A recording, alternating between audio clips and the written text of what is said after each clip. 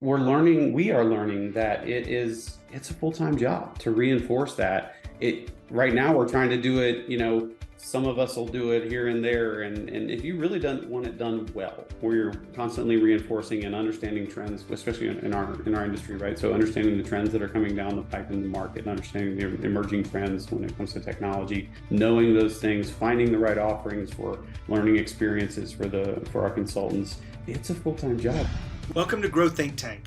This is the one and only place where you will get insight from the founders and the CEOs of the fastest growing privately held companies. I am the host. My name is Gene Hammett. I help leaders and their teams navigate the defining moments of their growth. Are you ready to grow? Well, a lot of organizations have an emphasis on learning, but would you say that you have a culture of learning?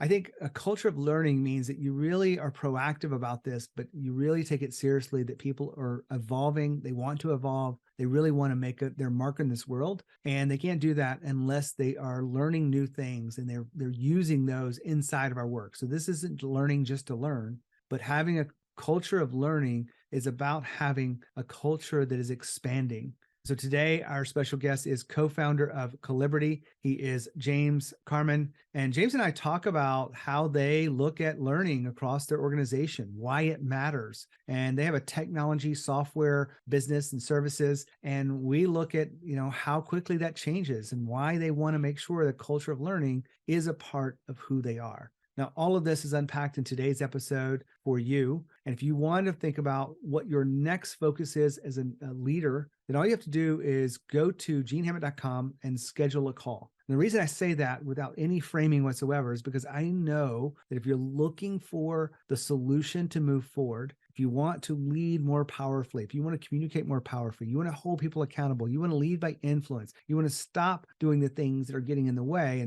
and your own sabotage. And maybe it's just the way you look at time and the way the frustration builds up inside you. You want to make sure that you're making a change. So I say all that wholeheartedly. We offer a lot of different solutions for you. Just go to genehammett.com, schedule a call with me. I'd love to get to know you, what's going on in your world. Now, here's the interview with James.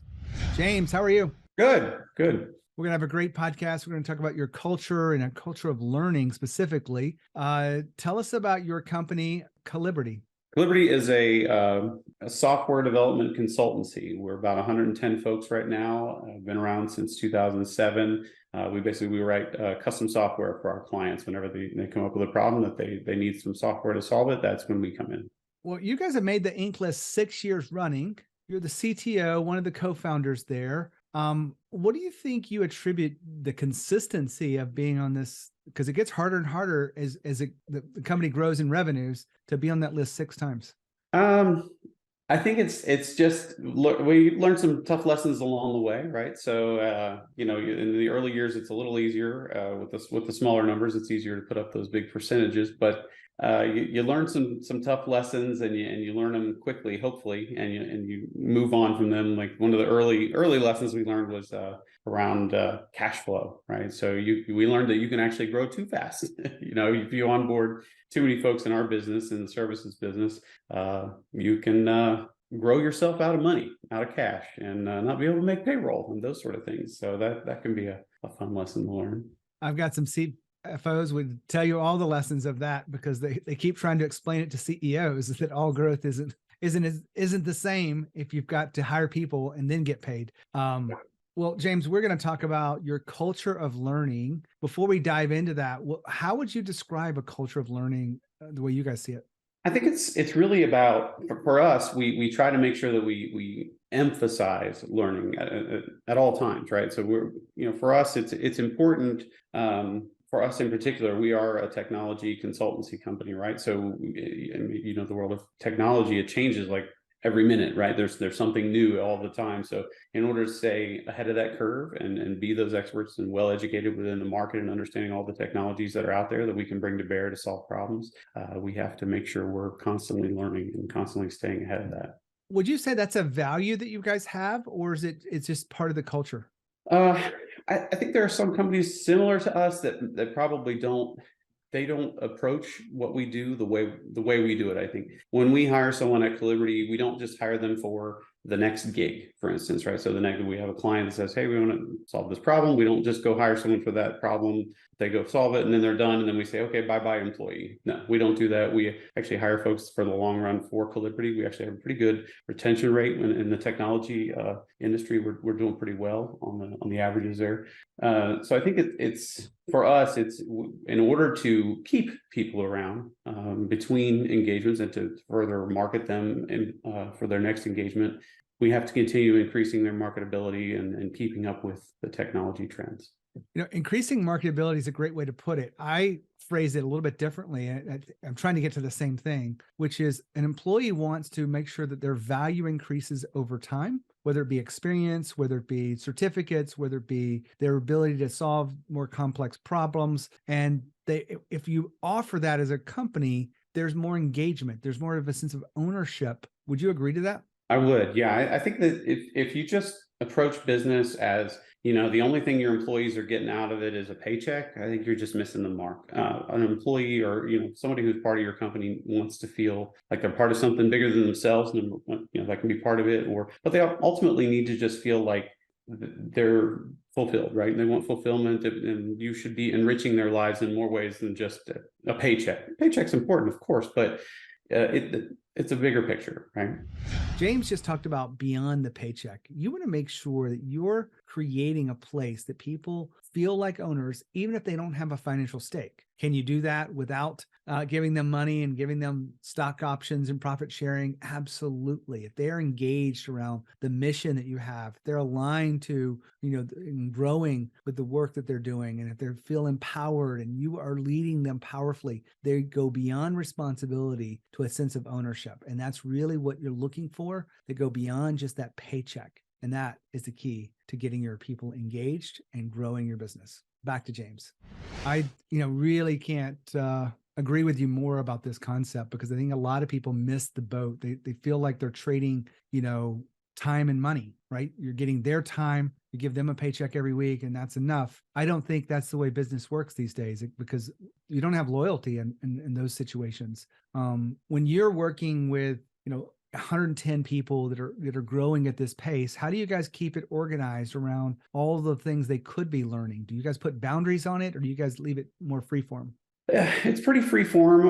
We make sure that we provide offerings, so we'll have outside vendors come in and provide workshops and stuff like that for our folks, so that they can take some time away from their daily work and learn something new. We try to do that and provide offerings for them. We also, everyone in the company, we buy a license for not to be a commercial or anything, but for Udemy Business. It's a great platform for learning, and everybody in the company, as soon as you walk in the door, you have a license for that, so they can kind of go out and learn whatever. I tell them, hey, if it takes you learning Spanish or French or something like that, or whatever is out there to develop those habits, that habit's the most important thing of getting daily learning and just building that as part of your life. That's the more important part. We've been talking about learning here, and I wanted to share just a little story with you about retention of employees with Giving Learning. I interviewed the chief people officer at Hilton years ago, and they were taking people in the back office and teaching them English. Now, you may not have the same issue that they have, but they were finding that people were staying longer because they were getting skills outside of their core job. Now, they're using English, of course, in their core job, but they were staying longer because these people were feeling like they're growing. There's a reason for it. And I bring this up because you can do the same thing with your people. What can you offer them that will get them to stay longer, see that they are really growing, they're evolving? That's the key. Back to James. You said something in there about learning and workshops. And I know with technology, it's a lot of hard skills. Are you guys certainly training people through hard skills of different technology changes? Are you also doing soft skills of leadership and communication and project management and things like that? So that's definitely an area of focus for us. So it's an area where we want to grow and do better. We, as consultants, it's not, especially the type of consultancy we want to be. We don't want to be you're just come in here and sit down in a chair and code what we tell you kind of people. We're consultants. We're not. That's kind of where we kind of draw the line between like contractor versus consultant for us. you do have to have those soft skills. You have to work with your clients, make sure you're understanding their problems and providing offering solutions to those problems and that make the most bang for the buck for them at that time. And I also saw in some of the research around your company, you guys have stipends and things like that. And we don't have to get into the specifics, but how did you guys come up with the stipends stuff that you offer employees?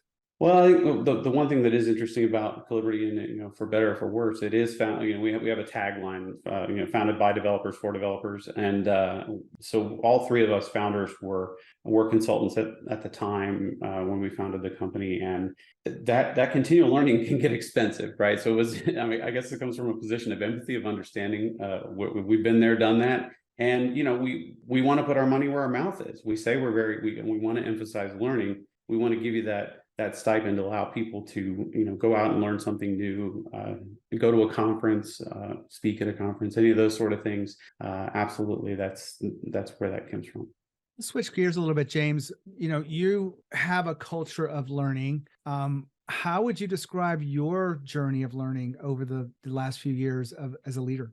I've we were talking a little bit before about my journey. I've been, primarily, historically, I've been a technologist, right? So my day-to-day job was software development, and I embraced that as my craft. So I was constantly learning new technique, new skills, new technology frameworks, and all that stuff.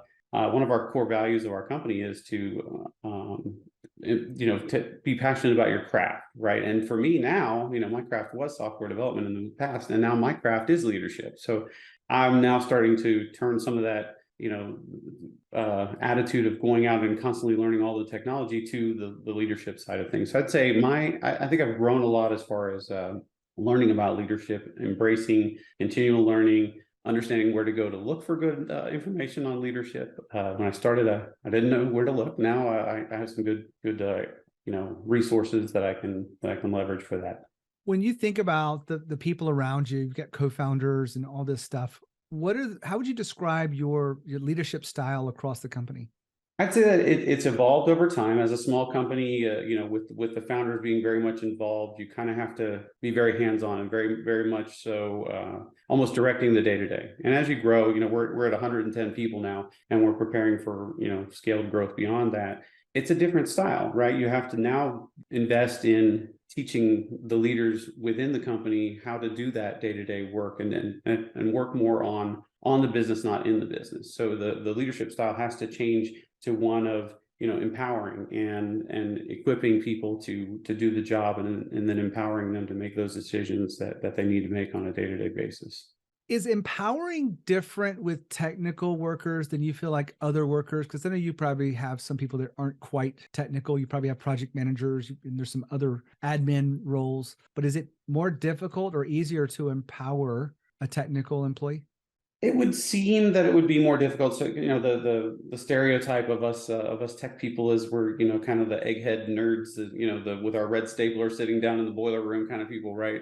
But for what we do, it is a very creative craft, right? It really is. Software engineering is a very creative craft. So they do have that kind of creative mindset and that drive for ingenuity and innovation. So if you go recruit for those people specifically, right, we try to find those kind of people because they make good consultants, the people who fall in love with the problem and they're just tackling it. So I don't think it's much different, at least with the type of folks we recruit.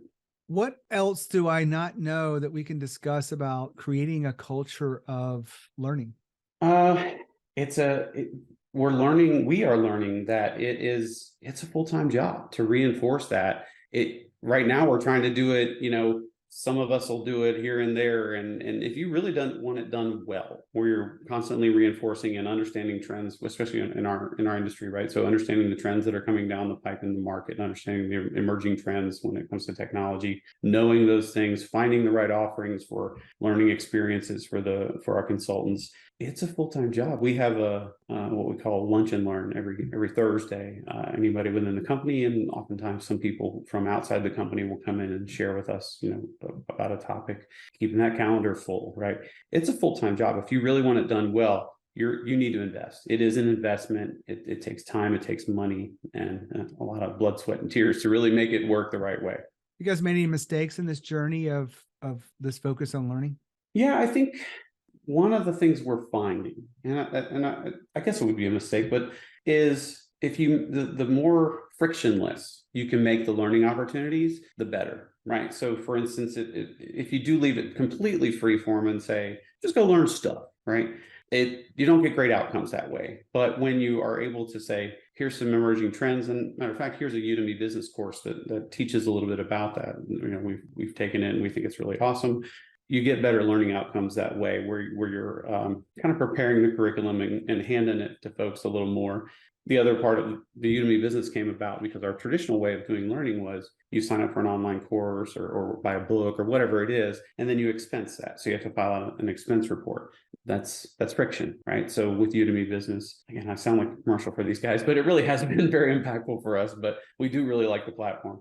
With Udemy, they can just go learn whenever they want, whatever they want. They don't have to file an expense report. It's already paid for. They just go learn. So I think that's been the biggest thing we've learned when it comes to learning is that you want to make it as frictionless as possible for people, and you'll get much better learning outcomes that way.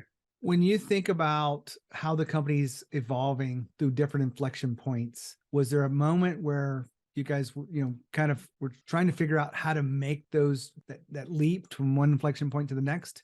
I think the biggest for me realization is leadership, and that's kind of that support structure that we need for our consultants to make sure they're taken care of and they're getting everything they need. That's not something you can put in place after the fact, right? You need to maybe do a little bit more of laying the track down in front of the train when it comes to that support structure. So it involves a little bit of pre-investment, maybe growing out your leadership team a little bigger than maybe what you need for it right now. But you don't want to do boot camp while you're in the trenches, right? We want to make sure those people are trained and ready to go when we're really going to need them. So I think that's been something we've learned along the way as well. One last question on this, James, and I don't even know the answer to this. Maybe I'm searching for something, but I feel like a lot of companies are still struggling to hire the right talent. And your business being in technology requires people with certain skills. The pay rates are getting probably insane.